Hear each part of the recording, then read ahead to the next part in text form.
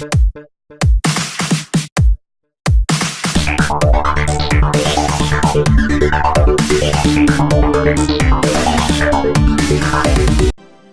first look at an oversimplified view of the electromagnetic field, or EMF radiation spectrum. EMF radiation can be classified from very low frequency, which has a long wavelength, to very high frequency, which has a short wavelength. The sound waves humans can hear are a form of very low frequency EMF radiation, with one single electromagnetic wave cycle or wavelength longer than a football field. On the high-frequency end, you can find things like X-rays and gamma rays with a wavelength smaller than an atom. Radio waves and microwaves are forms of electromagnetic energy that are collectively described by the term radio frequency, or RF. RF emissions are discussed in terms of energy, radiation, or fields. Radiation is defined as energy traveling through the air in form of waves or particles. Electromagnetic radiation can be described as waves of electric and magnetic energy moving together or radiating through space.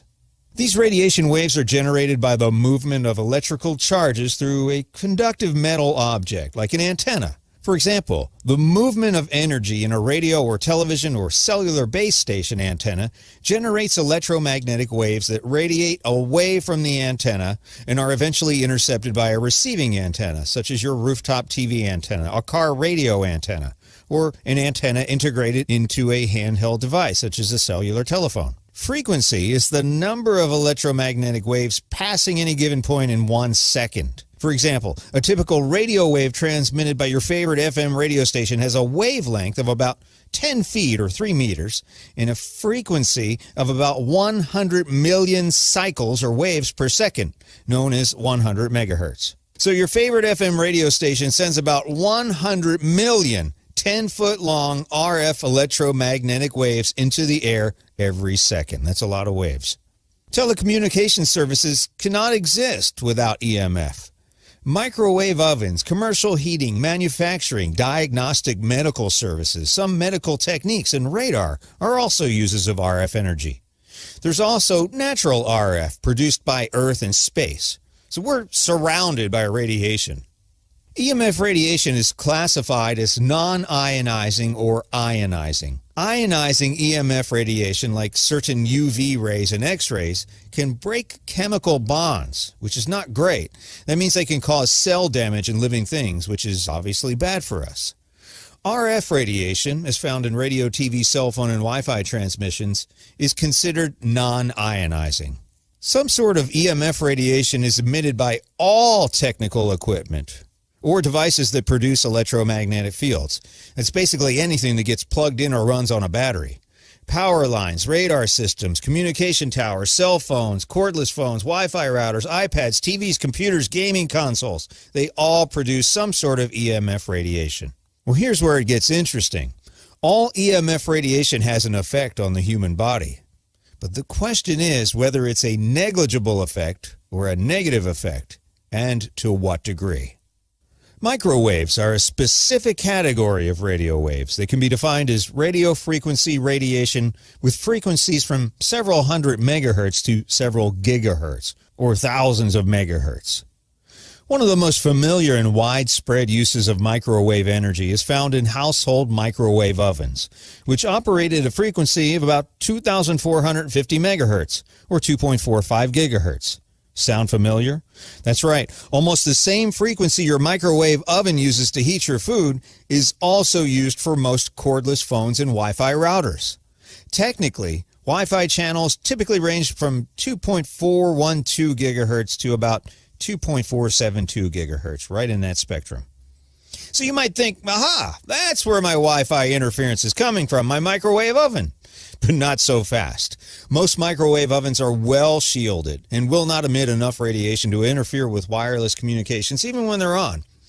If your microwave is, say, very old or was dropped or damaged in a move, it might have a damaged shield. To be safe, it's probably a good idea to replace it.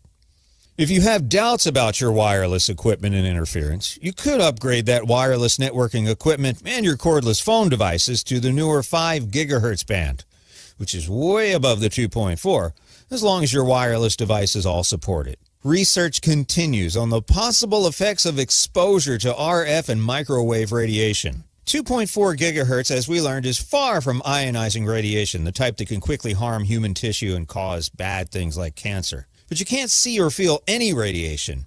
And what's scary is the long-term effects of exposure to radiation might not appear for several months or even years. It's widely thought the principal effect of non-ionizing radiation, like microwaves, is an increase in the temperature of water in our bodies. Theoretically, it would take an unlikely amount of microwave energy to cause harm to a human body. But as scientists are beginning to study the effects more closely, some people are beginning to change their minds. In 2011, the WHO International Agency for Research on Cancer classified radio frequency electromagnetic fields as possibly carcinogenic to humans, based on an increased risk for glioma, a malignant type of brain cancer associated with wireless phone use. You probably heard about that in the news.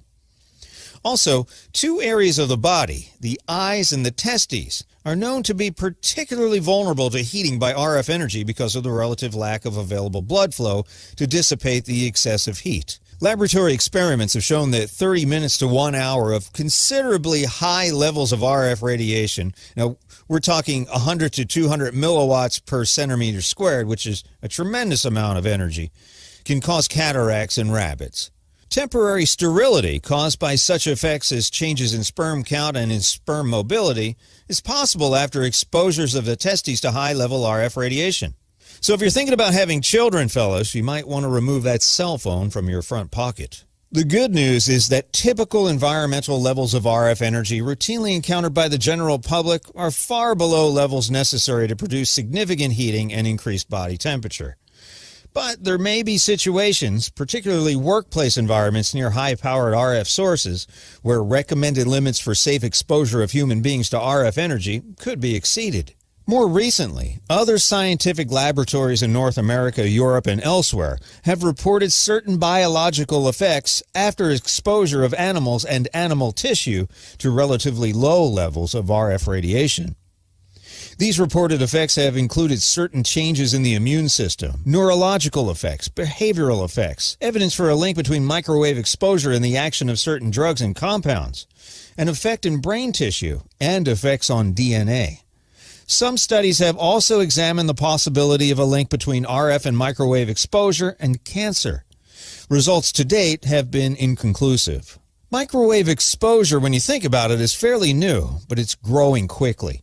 Dr. Magda Havas makes some great points regarding our lack of experience with the effects of non-ionizing radiation since it's relatively recent. Cell phones have been around for nearly 30 years, but only becoming widespread in the last 10 since smartphones took off. Wi-Fi has been a thing for nearly 15 years now, growing slowly, but now it's everywhere.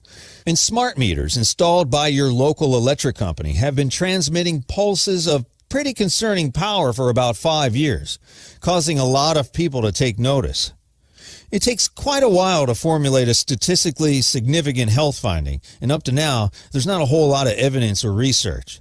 Also, Dr. Magdas notes that human exposure to radiation used to be intermittent, but now it's more constant than ever.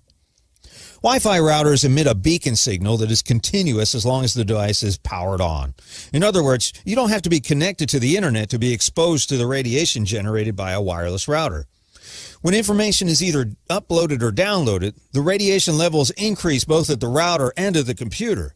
The same is true for cordless phones and wireless baby monitors. Voice-activated baby monitors and cordless phones that radiate only when in use are available in Europe, but not currently available widely in North America. Now, some people are more sensitive to EMF than others, suffering from a recently discovered affliction known as electronic hypersensitivity. They used to just think these people are crazy, but now they're finding that symptoms including unexplained fatigue, sleep disturbances, headaches, feeling of discomfort, difficulty concentrating, depression, memory loss, visual disruptions, irritability, hearing disruptions, ringing in the ears, skin problems, heart palpitations, and irregular heartbeat, dizziness, loss of appetite, movement difficulties, and nausea may all be symptoms of electronic hypersensitivity. When electrically hypersensitive people go into an electromagnetically clean environment, many of their symptoms seem to diminish or disappear. Studies predict by 2017, Almost 50% of the population may be complaining of this illness. Some countries are already withdrawing Wi-Fi from public areas and even creating radiation-free refuges for people with electrosensitivity. The bottom line on RF radiation and its effect on us? Well, the jury is still out, but it's not looking great. In the meantime, until we all know for sure, it might be prudent to take a few precautionary steps. Fortunately, it's pretty easy to avoid most microwave radiation in high doses. Move wireless routers and cell phones further away from people. The further they are away, the less RF you'll absorb.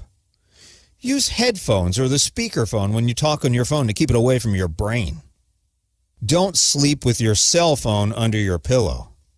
Don't put your cell phone in your pockets. And turn things off when you're not using them. Unplug your Wi-Fi router and turn off your phone if you absolutely don't need it at night. So what levels of RF radiation are considered safe, and what kinds of levels are typical? We did some of our own testing with an X-Tech 480836 EMF meter in a typical home and office scenario, and here's what we found.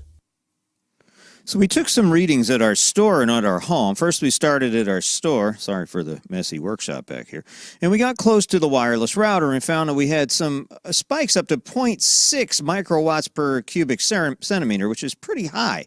So the question is, we still don't know what this stuff is doing to us, but there's some pretty cool charts at bioinitiative.org citing scientific studies that have already happened, and they have lots of easy-to-read, colorful charts with the potential effects of electromagnetic radiation in the human body. Again, these are proven to be long-term studies. Stuff's still kind of new. This is interesting, too. If you look at these smart meters that everybody's fussing about, I didn't think it was such a big deal until I took the readings myself, and looking at a peak of 37.28, and that's pretty heavy. I mean, that's a lot of power. Now, it's pulsed energy. It's not constant, but this might be hitting you in your bedroom or your place of work, depending on the location of this thing. And, of course, I'm right on top of it here. But if you look at it, you get immune system effects at that type of radiation. So you need to be concerned, if nothing else. We don't know if it's causing any cancer or immune system effects with a pulsed rate like that. Your body does a really good job of healing itself. Also, the microwave ovens, if you get really close, nobody would do this, would stand in front of a microwave oven, but there's considerable amount of energy coming out of a microwave oven. And you're looking at some of the effects that could here, including altered cell membranes. Of course, you wouldn't stand in front of a microwave oven. Most people have more sense than that. Although there is shielding inside, if you get right up on it, there are still some waves, microwaves, that do escape that shielding. So you want to make sure you're backed out. And you see, if I pull away and even leave the room, it gets back to more of a background radiation. Again, this is in our store. We've got Wi-Fi waves and microwaves flying all over the place in here. Now, this is just my laptop, and you can see as it's sending and receiving information, it's jacked up to about 0.2, 0.3, and you can see that there are some possible neurological effects, and that's constant. That's what we're probably doing sitting at our desks every day or at home, and even having these laptops on our laps, for the gentlemen especially, it could affect sterility. So if you're having a problem having kids, you might want to double check your electronic devices. Now, my wife was on a phone call, and look at this, spiking at 7 microwatts per cubic centimeter. And that's huge. I mean, it doesn't do it all the time. We have a pretty crappy signal. We have Verizon in our house, and unfortunately, we're a little far off the beaten path. So I understand the further away, the more energy your phone has to use to acquire that signal. As I pull this away from her cell phone while she's on an active call, and this doesn't happen all the time, just when you're on a telephone call, and it's a little less for Wi-Fi, you can see that it gets kind of jacked up periodically. Not all the time, but I mean, these are significant numbers here, this 3 and 4, and you can see on the chart here what this does, even up to 7. And again, this is more constant than the pulsed energy we're looking at. So if you spend a lot of time on the phone, you might have some questions about what is this stuff doing? It's a relatively new phenomenon, only the last decade or so, so we don't have a whole lot of information. We are the guinea pigs, my friends, so take some precautions and just be careful. It's better to be safe than be sorry. Friends, Neil here, EMF Safety Zone channel. Haven't done a video for a while, but I'll bring you another one. So I tell my friends all the time you wouldn't really want to see reality through my eyes, and I'll show you why. I'm in Hawaii now, I'm living here, and I'm in a regular shopping center parking lot, People come here to go to the stores.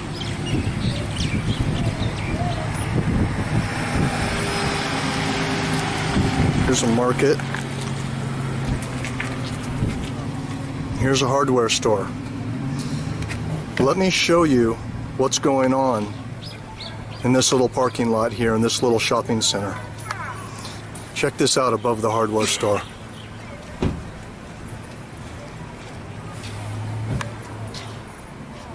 These people are working here inside the hardware store right underneath the cell tower.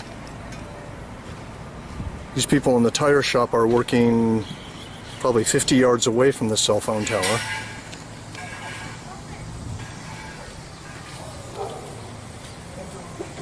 And even on the other side of the market here, check this out.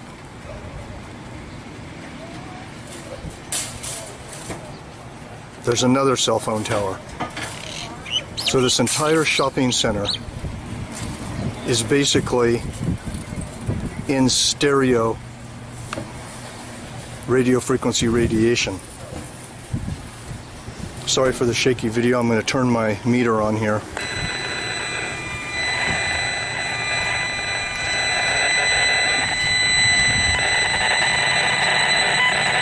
This meter is set right now to peak readings, and I'm standing in the middle of the parking lot, as you can see, measuring this. Almost 2,000 microwatts per square meter, shifting from 1,500 to 2,000 microwatts per square meter.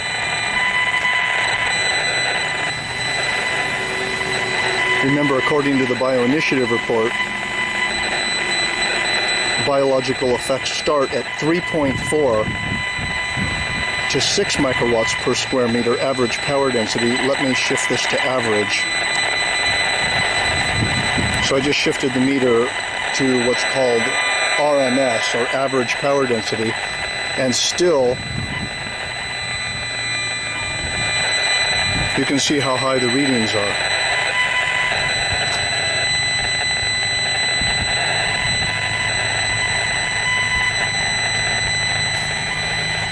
And once again, this is how I see reality. These people are working here innocently in the hardware store, not knowing what's going on, not even realizing they're working underneath this thing.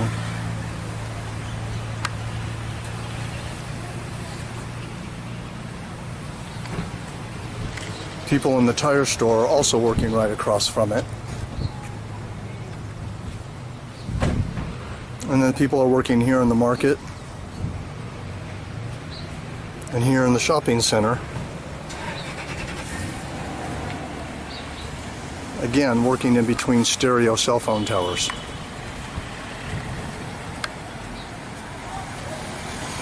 You know what you signed up for? You sure? Genocide on your own people, my nigga. It's a lie. You're living a lie.